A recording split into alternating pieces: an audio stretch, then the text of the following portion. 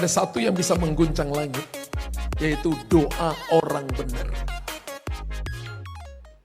Lukas pasal yang pertama ayat 37. Ya, karena satu ayat kita baca dengan keras. 3, 2, 1, sebab bagi Allah. Ya, dengan keras. 3, 2, 1, sebab bagi Allah tidak ada yang mustahil. Saya percaya bahwa Tuhan itu menjanjikan pada kita sebuah kemenangan, bukan cuma kemenangan, tapi kemenangan dalam situasi yang mustahil. Amin. Sebab ketika saudara dan saya berhadapan dengan masalah, berhadapan dengan ujian kehidupan, berhadapan dengan tantangan, mencari jawaban, maka kalau saudara cari dengan kekuatan sendiri, kekuatan kita sangat terbatas. Kalau kita cari dengan pengetahuan kita, pengetahuan pun ada batasnya. Kalau kita cari dengan pengalaman kita pun ada batasannya. Tapi kalau kita datang kepada Tuhan, maka Alkitab berkata bagi Allah tidak ada yang mustahil. Artinya begini, segala jawaban, semua jawaban ada di dalam Yesus. Semua jalan, semua tantangan, semua persoalan yang kita alami, ada jawabannya melalui Yesus Kristus Tuhan. Karena itu hal yang pertama yang perlu sebagai orang percaya, sebagai pekerja Tuhan, sebagai orang-orang yang melayani Tuhan, harus dia tahu adalah begini, bahwa ketika masalah datang, ketika persoalan datang, maka bagian kita adalah mengubah fokus dari masalah kepada kuasa Allah. Katakan, saya mau mengubah fokus dari masalah kepada kuasa Allah. Mengubah fokus dari kekalahan kepada kemenangan. Mengubah fokus dari yang tidak ada jalan kepada yang ada jalan. Mengubah fokus yang tadinya tidak ada pintu kepada yang ada pintu. Saudara tahu apa perbedaan antara lalat dengan lebah? Apa perbedaan lalat dengan lebah? Perbedaannya di sini di mata. Apa perbedaan mata lalat dan mata lebah? Ya, mata lalat itu hanya tertuju kepada kotoran. Tapi mata lebah selalu tertuju kepada bunga harum yang manis. Anda ini punya pengurapan lalat atau pengurapan lebah? Dari mata Anda lihat saya tahu Anda punya pengurapan apa ini. Haleluya. Jadi ini bisa kelihatan nanti kalau lihat kita dalam menghadapi masalah persoalan, hadapi tantangan, lihat dari omongannya yang keluarnya sampah, di pikirannya yang keluar sampah, ataukah keluarnya yang bunga, yang manis, yang harum, yang sedap didengar, itu namanya pengurapan lebah. Haleluya. Dan Tuhan mau kita harus mengubah fokus dari masalah ke kuasa Allah. Enggak mudah, iya betul, enggak mudah. Karena setiap orang yang hadapi masalah, dia akan berkata kepada orang yang ngomong, kamu cuma ngomong, gua yang hadapi. Enggak mudah, betul enggak mudah. Tapi Tuhan juga tidak mau kita tinggal dalam masalah. Tuhan tidak mau saudara dan saya mati karena masalah. Tuhan hanya izinkan masalah datang kepada kita, kalau itu bukan karena kita buat dosa, adalah mematangkan kita, mendewasakan kita, sehingga kita jadi matang, supaya kita berbuah lebat. Supaya dalam semuanya itu nama Tuhan dipermuliakan. Saya berpikir ya saudara ya, ada kalanya situasi mustahil seringkali membuat kita hanya melihat besarnya masalah. Seperti bangsa Israel yang terjebak antara tentara Firaun dan Laut Merah. Ketika masalah datang, ketika Laut Merah datang, ketika mereka lihat Laut Merah dan lihat orang Filistin di belakang mereka, apa yang mereka teriak? Mendingan kami mati di padang, mendingan kami mati di Mesir. Kenapa kamu membawa kami untuk mati di sini? Saudara, bangsa Israel, mereka lihat masalah dan tidak lihat Tuhan, berbeda dengan Musa. Musa melihat Tuhan yang sanggup membelah laut teberau. Dan Musa tidak takut dengan tentara Firaun. Kenapa? Karena Musa fokusnya kepada kuasa Allah. Jadi sebenarnya kunci pertama kemenangan itu adalah berhenti fokus kepada keterbatasan diri sendiri. Dan mulailah berfokus kepada kemahakuasaan, ketidakterbatasannya Tuhan. Haleluya. Amin. Jadi kunci kemenangan yang pertama, kalau kita mau lihat hidup dalam kemenangan itu adalah berhenti fokus kepada masalah. Berhenti fokus kepada dengar apa yang orang ngomongin kepada Anda. Berhenti fokus kepada apa yang Anda baca di WhatsApp-mu. Berhenti fokus kepada apa yang Anda dengar melalui media-media elektronik yang sampai ke telinga Anda. Berhenti. Dan mulai fokuslah kepada ketidakterbatasannya Tuhan. Dan Anda akan melihat kemenangan demi kemenangan yang akan Tuhan sediakan kepada saudara. Tahu saudara kan jadi orang benar itu bukan lu lihat baru percaya.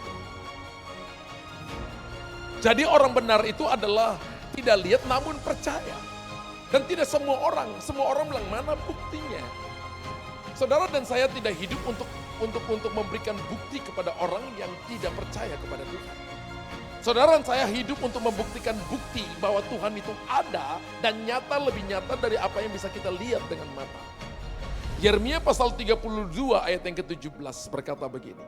Yeremia 32 ayat 17 berkata, Tuhan Allah, ya, Engkaulah yang menjadikan langit dan bumi dengan kekuatanmu yang besar dan dengan lenganmu yang terbentang.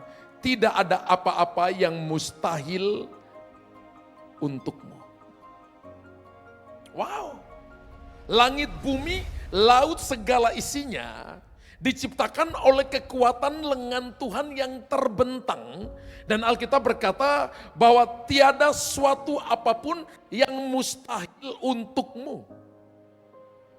Apa susahnya Tuhan selesaikan masalah saudara? Tapi kalau itu ada dan Anda masih hadapi, maka sebenarnya Tuhan izinkan untuk mempersiapkan saudara untuk sebuah tanggung jawab yang lebih besar. Untuk promosi yang lebih tinggi. Amin. Saya kan pernah bilang untuk saudara begini, satu waktu saya akan bersaksi tentang apa yang sedang Tuhan kerjakan. Tapi belum sekarang, sedang dalam proses, tunggu sebentar lagi. Ya, tunggu sebentar lagi. Ya, saudara jangan pikir bahwa gembala Anda, keluarganya juga nggak diproses. Jangan berpikir seperti itu. Kita juga manusia sama dengan Anda. Tapi masalahnya begini, ketika orang bisa membedakan antara orang-orang yang takut akan Tuhan, orang-orang yang benar, orang-orang yang bergantung kepada Tuhan, orang-orang yang mengandalkan Tuhan, orang-orang yang mengubah fokus dari masalah kepada mengubahnya kepada hanya melihat Tuhan dan menunggu Tuhan, menunggu janji Tuhan, orang bisa lihat dari hidupnya yang berbeda. Orang bisa lihat dari wajahnya yang tidak cemberut, wajah yang tetap sukacita. Karena itu begini, jadi orang percaya itu, Anda harus kuat dari awal sampai akhir. Banyak orang memulai sesuatu dengan semangat, tapi mengakhirinya tidak dengan semangat yang sama. Tapi Tuhan panggil saudara memulai dengan semangat, dan mengakhirin juga dengan semangat yang powerful. Kalau Anda nggak punya roh yang menyala-nyala, kita nggak punya roh yang menyala-nyala, nggak boleh melayani Tuhan. Artinya saudara mengizinkan masalah masuk dalam hati dan pikiranmu. Masalah biar terjadi di luar, apa yang orang katakan biar terjadi di luar. Apa yang Anda lihat biar terjadi di luar, jangan bawa masuk di hati saudara. Hati dan pikiran kita hanya isi firman Allah. Katakan, haleluya. Dari muka saudara lihat saya, terlalu banyak ngisi masalah dalam hati. Kalau lihat kacamatanya mulai turun di ujung hidung, itu tandanya saudara. Ini puji Tuhan gak ada ya, itu tandanya bahwa Anda bawa masalah masuk. Beban terlalu berat saudara ya.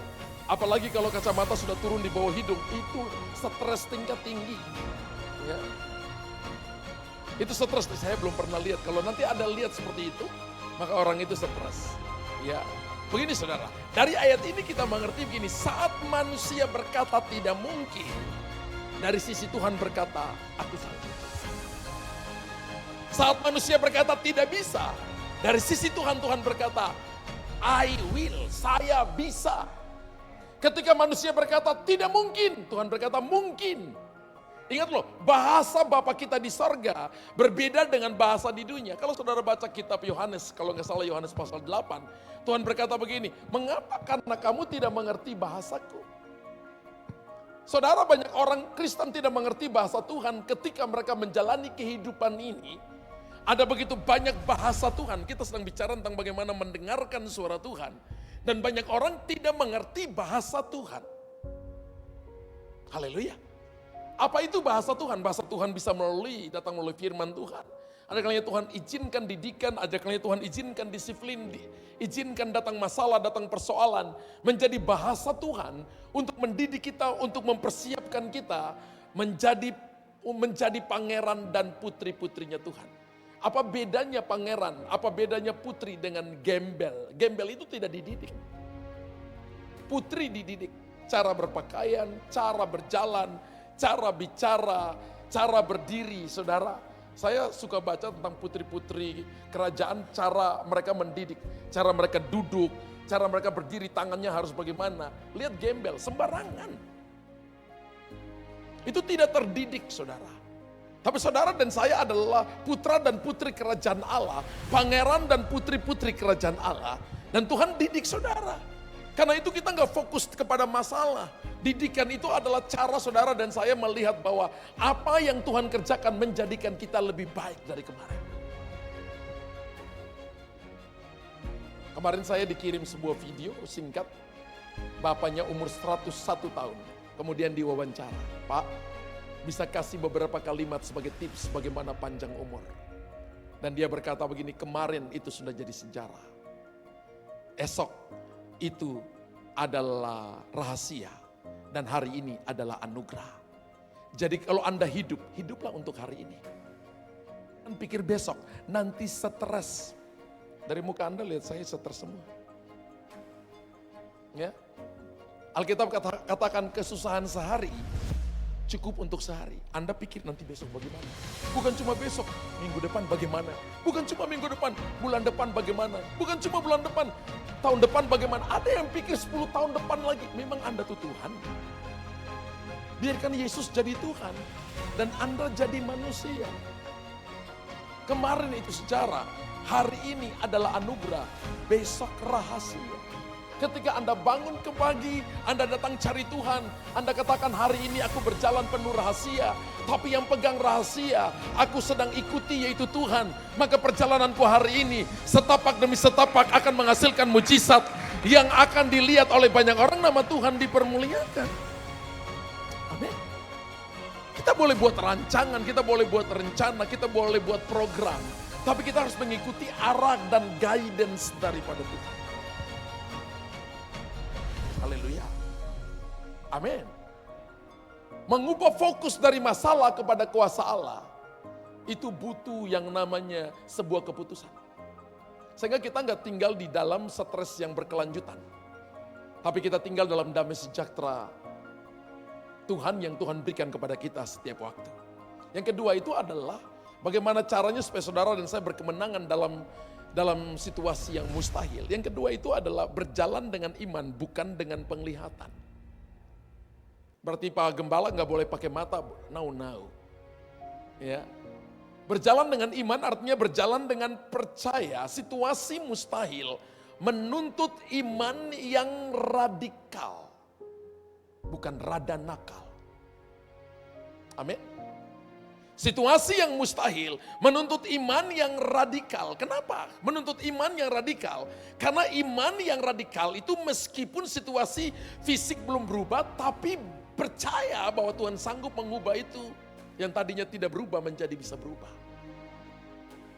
Amin. Kalau kita perhatikan nabi-nabi, rasul-rasul, hamba-hamba Tuhan yang dipakai dalam Alkitab. Mereka orang biasa. Alkitab katakan Ibrani pasal yang kelima berkata Elia manusia biasa. Tapi dia berdoa dan berkata kepada hujan jangan turun 3,5 tahun. Dan hujan tidak turun. Yang membedakan sehingga apa yang dikatakan Elia itu terjadi dan Tuhan interupsi itu. Tuhan intervensi perkataan Elia. Karena dia menjaga hatinya. Dia tidak melihat yang kelihatan. Tapi dia melihat yang tidak kelihatan. Dia bekerja dalam alam yang namanya supranatural. Dia bekerja dalam frekuensinya Tuhan. Di atas pemikiran manusia. Di atas pola pikir pengalaman. Di atas pendidikan manusia. Elia bekerja di atas dimensi yang tidak dapat dijangkau oleh manusia. Kecuali kita satu frekuensi dengan Tuhan. Berjalan dengan iman. Bukan dengan penglihatan. Bagaimana kalau hari ini Anda ditipu orang? Bagaimana kalau hari ini keadaanmu semakin buruk? Dan orang berkata nggak ada pertolongan. Apa yang terjadi dengan Yosua ketika menghadapi tembok Yeriko? Alkitab berkata Yosua pasal 6, itu pintu gerbang Yeriko itu adalah pintu gerbang untuk menduduki Kanaan. Itu adalah pintu mengalahkan Yeriko selama ratusan tahun tidak pernah terkalahkan. Kalau kita pergi ke Yeriko sekarang, itu seperti ada di Yeriko dan sepertinya sudah di tanah rata. Tapi kalau saya baca literaturnya, dia ada di atas sebuah gunung, dia ada di atas sebuah bukit, saudara. Dan saya baca sebuah buku yang bagus sekali, dia jelaskan tentang bagaimana Tuhan ikut campur tangan. Karena bukan tangan manusia yang meruntuhkan tembok Yeriko, karena mereka mengelilingi tembok Yeriko berapa kali tembok Yeriko roboh? Ada yang bilang 7 kali, 6 hari sekali, 7 kali, 7 tambah 6, 13. Ada yang bilang angka 13 siap, 13 kali tembok Yeriko roboh, 13 tahun Yusuf jadi mangku bumi, terlalu berat ya, menjadi Perdana Menteri. Ya. Angka 13 itu angkanya Tuhan, angka kedewasaan, satu pribadi Tuhan, 13, angka 3 itu Tritunggal, Bapa, Anak, Roh Kudus. Dan Alkitab berkata begini bahwa ketika mereka mengelilingi itu, hari ke-7 mereka kelilingi itu. Dan perintahkan kepada Yosua, tiup sangkakala. Buku itu saya baca begini, dikatakan begini, bahwa tembok Yeriko itu tidak roboh ke depan, roboh ke dalam. Tapi tembok Yeriko itu ditekan dari atas oleh para malaikat. Masuk ke dalam tanah. Saya pernah pergi ke Yeriko, terus saya tanya gaidnya, dan dia katakan begini, Abuna, kalau diselidiki tembok itu nggak jatuh ke depan, karena reruntuhannya itu tidak jatuh ke depan, tidak jatuh ke belakang, reruntuhan itu masuk ke dalam. Jadi sekarang arkeolog itu gali ke dalam, temboknya itu ditekan masuk ke dalam tanah, dan itu bukan cara manusia, itu cara Tuhan, melampaui ilmu peperangan, melampaui ilmu militer. Tuhan kerjakan itu menyatakan kuasanya. Amin. Apa yang Yosua tahu? Yosua cuma tahu begini, Tuhan suruh aku keliling, ya gue lakukan. Gue tahu bahwa Tuhan punya rancangan yang hebat. Gue tahu bahwa Tuhan punya cara melampaui kekuatanku, pengalamanku berperang. Melampaui pangeran Musa yang memimpin kami. Dan mereka melakukannya. Bahkan dari buku itu dia memberikan beberapa nama-nama malaikat. Ya, saya baru tahu bahwa ada nama malaikat yang namanya Tioni. Ya, yang menjadi kapten dalam memimpin. Siapa bukunya saya baca itu ya, penulisnya saya lupa ya. Jadi dia menjelaskan tentang runtuhnya tembok Yeriko. Dia membawa kita masuk dalam, dan saya lihat orang ini, penulisnya ini sepertinya dia tulis dalam pimpinan Roh Kudus, saudara ya. Sehingga kita yang masuk di dalamnya itu, saudara seperti dibawa oleh Roh Kudus dalam suatu dimensi di mana ketika tembok Yeriko itu roboh. Dan ketika tembok Yeriko roboh, seluruh Kanaan langsung takut kepada Allahnya Israel. Makanya ketika mereka sampai, mereka berkata begini, kami telah mendengar bagaimana Allahmu mengering laut Teberau. Kami telah mendengar bagaimana Allahmu mengalahkan, meruntuhkan tembok Yeriko. Jadi sebelum Israel sampai di Kanaan, orang Kanaan itu gentar dengan mereka. Saudara, kita sedang mengikuti Allah yang hidup, bukan Allah yang mati. Dan firman Allah berkata, iman kekristenan itu bukan melihat baru percaya. Tapi tidak melihat, tetap percaya bahwa janji itu ya dan amin. Saudara, seperti Yosua tadi yang saya katakan, dan kita lihat Markus 9 ayat 23, jawab Yesus, katamu jika aku dapat, tidak ada yang mustahil bagi orang yang percaya. Wow.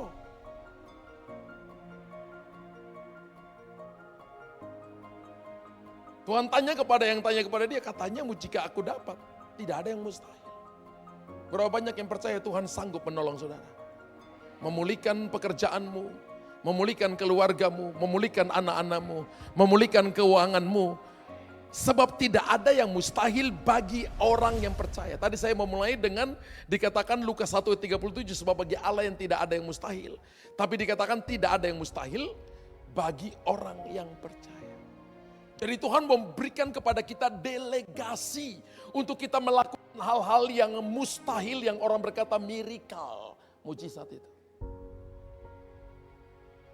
Karena bagi Tuhan tidak ada yang mustahil, tapi bagi orang yang percaya, orang yang model seperti apa? Bukan karena dia melihat, oh orang ini model kok lihat saya seperti ini sih, orang kok keadaan seperti ini sih, situasiku seperti ini sih, bagaimana keadaan keuanganku, bagaimana keluargaku, suamiku belum bertobat, istriku belum bertobat, orang tua belum bertobat, anak-anak masih melawan dan sebagainya. Tapi kalau Anda percaya, bagi orang yang percaya seperti ini, Anda bisa melihat ketika Anda pejamkan mata, Anda telah melihat suamimu mengangkat tangan, istrimu pergi ibadah, istrimu baca Alkitab, Anda telah melihat bahwa suamimu tidak mabuk lagi, Anda telah melihat bahwa suamimu bertobat, sudah gak kasar lagi, sudah jadi lemah lembut. Saya gak bilang dia lemah gemulai, tidak. Ya. Bayangkan kalau Pak Brandly saya bilang lemah gemulai, kan tidak, gak mungkin. Tidak. Ya. Ketika Anda pejamkan mata, maka Anda telah melihat janji penyediaan Tuhan. Sampai hari ini saya masih melakukan itu. Ketika saya pejamkan mata, kita mulai jemaat CKF ini 2011 ini cuma dengan 21 orang atau 23 orang. Tapi saya ngomong kepada teman-teman, saya katakan ini, saya pejamkan mata, saya sudah lihat 3.000 orang. Amin. Sekarang ini ketika saya pejamkan mata, saya sudah lihat ribuan orang. Berarti sedang OTW. Apakah itu surut? Enggak, semakin bernyala-nyala. Haleluya. Amin. Nah saya minta supaya semua kita para pekerja juga punya pola pikir yang sama. Ketika ada masalah, pejamkan mata Anda. Jangan lihat Tuhan. Biarlah hatimu terkoneksi kepadanya. Sebab dari Dia datang pertolongan, dari Dia datang kekuatan. Kemenangan kita adalah kemenangan Kristus. Katakan amin. Kan dalam kelemahan kuasa Tuhan bekerja. Dalam kelemahan kuasa Tuhan menjadi sempurna. Karena itu jangan menyerah, karena Tuhan sedang mempersiapkan jalan yang ajaib. Kasih tahu kiri kanan, Tuhan sedang siapkan jalan yang ajaib. Mazmur 126 berkata ayat 1-6, kita seperti orang bermimpi. Anda pernah bermimpi, dikasih uang banyak, malah bangun, lihat dompetnya. Kosong. Tapi Anda bangun hatinya senang, pernah? Orang bermimpi itu Anda diberkati melampaui ekspektasimu. Kemudian mereka, seperti apa ini mimpi? Ya. Beberapa kali istri saya alami seperti, Pak ini gak mimpi ya. Orang berkati kita dengan keuangan, dia pegang-pegang uang, Pak ini gak mimpi ya. Saya bilang, ya itu gak mimpi. Tuhan kalau berkati ke saudara dan saya, tidak sedikit, menabung sedikit, baru sedikit. Tuhan kalau berkati kita langsung boom, boom, boom, boom. Tapi Anda harus siap. Kalau Anda gak siap, pingsan 3 bulan. Haleluya. Itu cara Tuhan berkati saudara. Ada yang sedih lagi minta Tuhan berkati aku. Ya, saya di grup keluarga itu saya kirim anak papa mama anak kecil mungkin umur sekitar 4 tahun. Papa mamanya lagi berdoa pakai bahasa Inggris. Kemudian anaknya bilang ini, mamanya, papanya. Langsung dia yang doa, Tuhan tolong berkati papaku. Papaku lagi bokeh, papaku lagi butuh uang banyak. Kemudian suami istrinya tuh langsung malu di hadapan Tuhan, tutup mulutnya.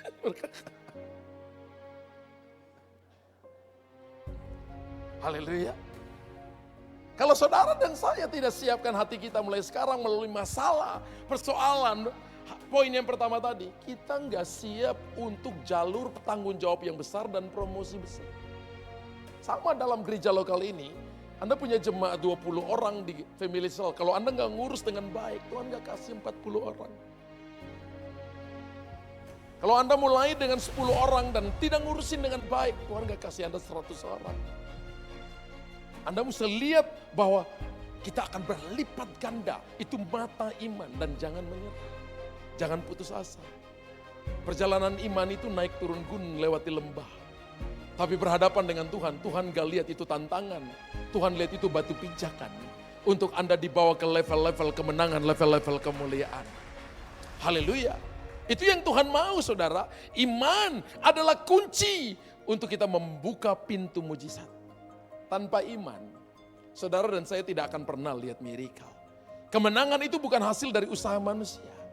Tapi kemenangan yang kita raih itu adalah hasil dari ketaatan yang disertai iman. Dan Tuhan mau saudara dan saya punya iman. Amin. Ketika kita punya iman, maka kita siap melihat pintu-pintu dibukakan.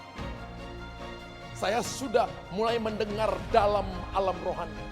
Saya kan belum bersaksi kepada saudara tentang apa yang sedang yang sedang kita jalani. Satu waktu nanti, tapi saya sudah mendengar dalam alam, melihat dalam alam rohani. Bahkan kalau seperti hujan, saya sudah mulai lihat rintik-rintik hujan itu.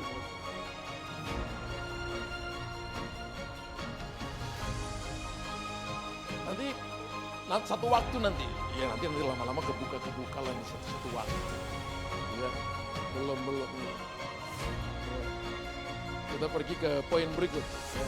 Poin pertama itu mengubah fokus dari masalah kepada kuasa Allah. Yang kedua itu berjalan dengan iman, bukan dengan penglihatan. Yang ketiga itu mengandalkan kekuatan Tuhan, bukan kekuatan sendiri. Amin. Seringkali situasi mustahil itu sepertinya tuh dibiarkan terjadi oleh Tuhan atas kita supaya kita sadar bahwa kita ini enggak Superman. Kita ini bukan superwoman, bahwa kita ini semua membutuhkan Tuhan. Saya ada kalanya situasi seperti ini saya mulai renungkan, iya ya. Ada kalanya situasi yang Tuhan izinkan itu membuat saya merasa begini, tanpa Tuhan itu saya nggak bisa apa-apa.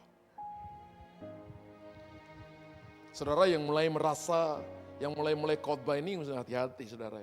Mulai rasa khotbah, mulai rasa sudah mulai dipakai oleh Tuhan. Ya, satu level tertentu Tuhan di hati saudara. Apakah Anda ataukah itu adalah Tuhan? Yang sudah mulai diundang kemana-mana, mesti jaga hati. Amin. Mesti jaga hati. Kenapa? Karena kalau kita nggak sadar bahwa dengan datangnya sesuatu situasi yang rasanya di luar kendali kita, sebenarnya itu adalah cara Tuhan untuk berkata kepada kita, rem kemampuanmu dan biarkan gasnya Tuhan yang jalan. Adanya sempritan dari Roh Kudus untuk mengingatkan kita bahwa ada pelanggaran. Sehingga kita stop dan kita mulai cross check diri kita. Something wrong with you, adakah yang salah dalam hidupku? Satu waktu saudara, saya diundang khotbah dan saya lihat ibadah itu, mereka buat ibadah begitu banyak mujizat terjadi. Saya ingat dalam satu khotbah saya tuh bersaksi, tapi saya bersaksi itu kesaksian yang benar. Tapi saya nambahkan kalimat. Jadi sepertinya membuat itu jadi sesuatu yang di blow up seperti itu. Jemaat tepuk tangan. Jemaat tepuk tangan. Ketika saya selesai khotbah saya turun, saya dengar Roh Kudus bilang untuk saya, kamu bohong. Kamu nambahkan sesuatu yang tidak terjadi. Orang tepuk tangan, mereka pikir kamu hebat. Tapi di hadapanku, kamu bohong. Saudara, saya lihat mujizat orang keluar dari kursi roda. Saya lihat orang disembuhkan. Saya lihat tangannya yang tadinya kaku, kemudian disembuhkan tuh. Rasanya itu gak ada artinya apa-apa. Hati saya tertuduh banget. Kemudian saya pergi ke Pak Gembala, saya katakan, Pak, bolehkah kasih saya waktu 5 menit sebelum Bapak doa berkat, saya ngomong sebentar lagi. Ada yang perlu saya omongin. Resikonya itu nama saya bisa enggak diundang oleh gereja itu. Orang bilang, wah ini pendeta bohong ini, tadi khotbah kita tepuk tangan. Kok tiba-tiba delete lagi perkataannya. Saya katakan ini kesaksian yang tadi saya saksikan kepada saudara. Dalam konteks ini benar, tapi saya nambahin katanya. Dan Roh Kudus berkata, saya bohong. Saya perlu akui kepada saudara, yang tadi saya bersaksi kepada saudara itu bohong. Bisakah saudara? Dan saya satu waktu ketika Roh Kudus tegur saudara, kemudian Anda datang ke Pak Gembala saya minta untuk relate perkataan saya tadi, saya bersaksinya itu bohong, nambahin kata. Mungkin itu enak didengar, ada tepukan tangan, tapi sesungguhnya itu parlente biji ruku.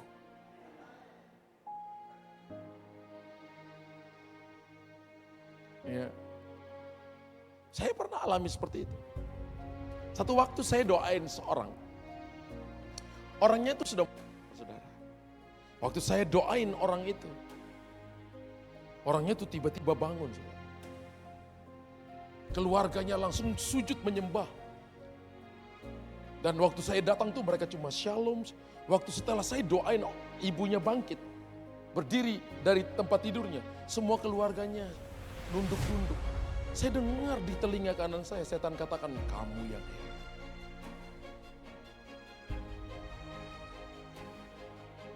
hebat. Sepertinya ada diri saya yang berbicara lain. Enggak, itu bukan kamu, itu Tuhan. Tapi ada suara yang bicara di telinga kanan saya. Kamu hebat.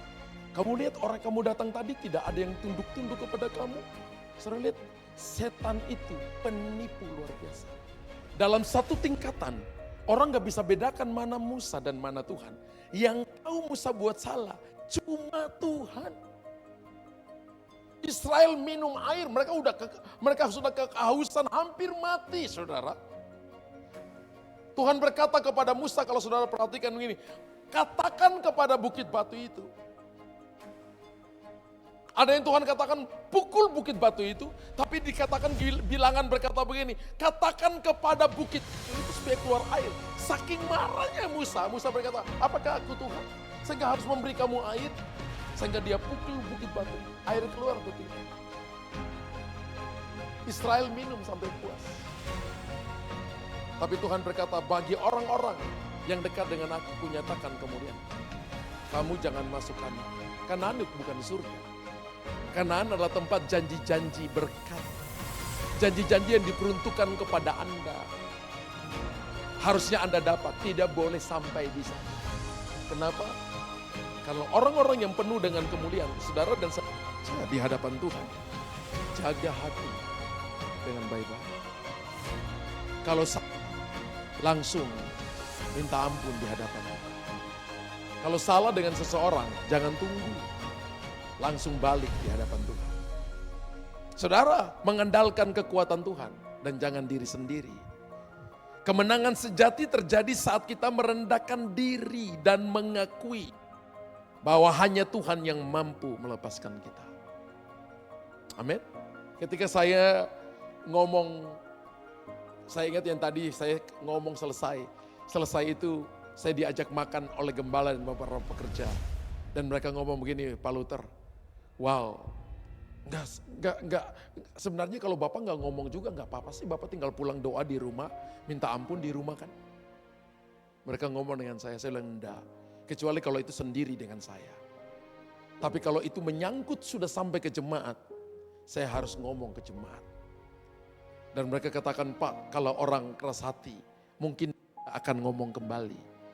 Karena ini menyangkut dengan kredibilitas hamba Tuhan itu sendiri. Kenyataannya mereka masih undang saya setiap tahun, saudara. Ya, saya pikir ya sudah, gak apa-apa, tapi yang penting di hadapan Tuhan saya benar. Haleluya. Lebih baik Anda kehilangan sesuatu yang bagi Anda mungkin menyenangkan. Tapi bagi Tuhan, itu jebakan untuk menghancurkan saudara. Haleluya. 1 Korintus 15 ayat 57. Tetapi syukur kepada Allah yang telah memberikan kepada kita kemenangan oleh Yesus Kristus Tuhan kita. Wow. Berapa banyak yang mau kemenangan? Kemenangan dalam pekerjaan, dalam hubungan, dalam bisnis, dalam keuangan.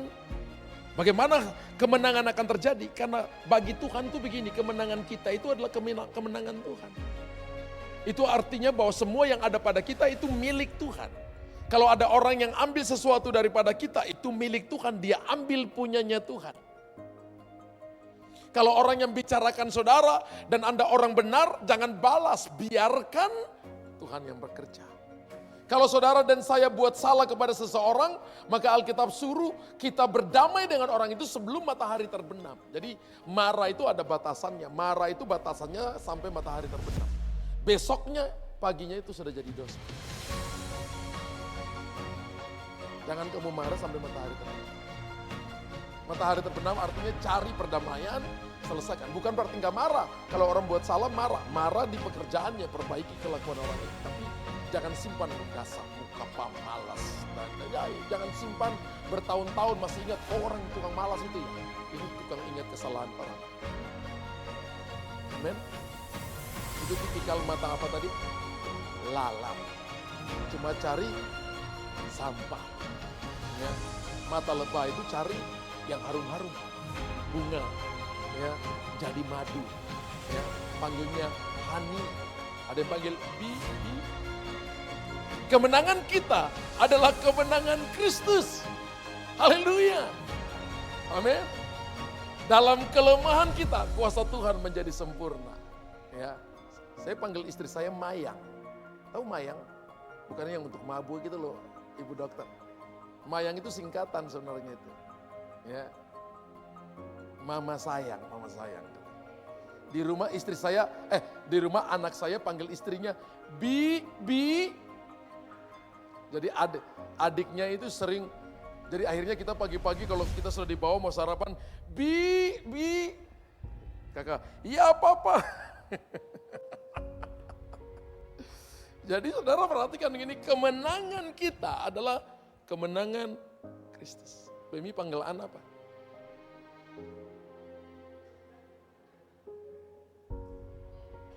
An panggil Pemi apa? Bui.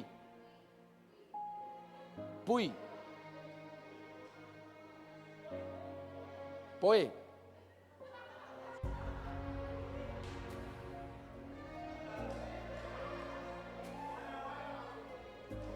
Mama Puji panggil Hani apa? Susah nama Hani. Bibi.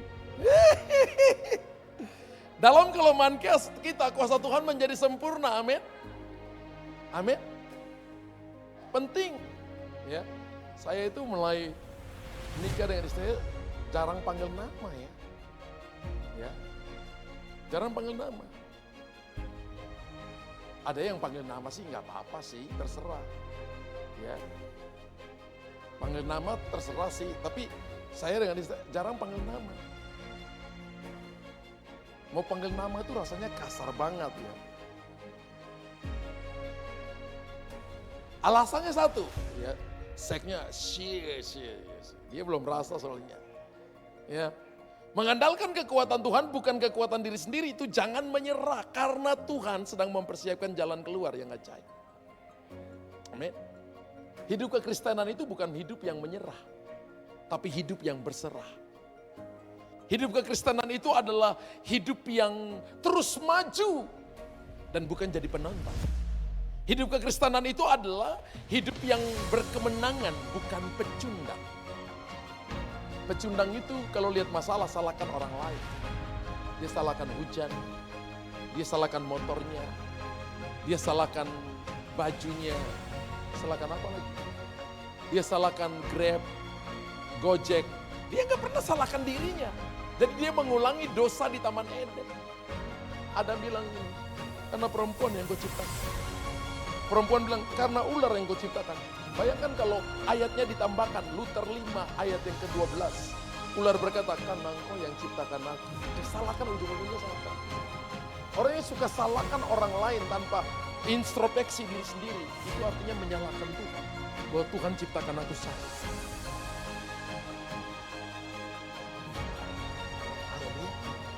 Tapi ketika segala sesuatu terjadi, ada waktunya sela. Sela itu artinya diam sebentar. Bahasa Ibrani itu sabatikal. Sabatikal itu artinya menyiapkan diri untuk Anda dan saya komat kamit, diam. Hanya mendengarkan arahan Lord, my King. Apa yang perlu dikoreksi. Situasi mustahil, hanya panggung bagi Tuhan untuk menyatakan mujizatnya. Beberapa daripada saudara sedang mengalami situasi mustahil. Saya membayangkan Tuhan sedang siapkan panggung mujizat bagi saudara. Menyatakan perkara-perkara besar bagi saudara. Karena itu tetap setia, beriman, andalkan Tuhan. Karena bagi Tuhan tidak ada yang mustahil. Dan bagi orang yang percaya tidak ada yang mustahil. Tepuk tangan bagi Allah kita yang hebat dan ajaib. Haleluya.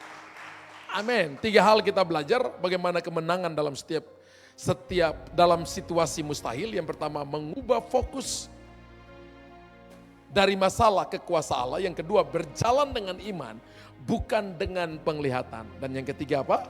Mengandalkan kekuatan Tuhan, bukan kekuatan diri sendiri.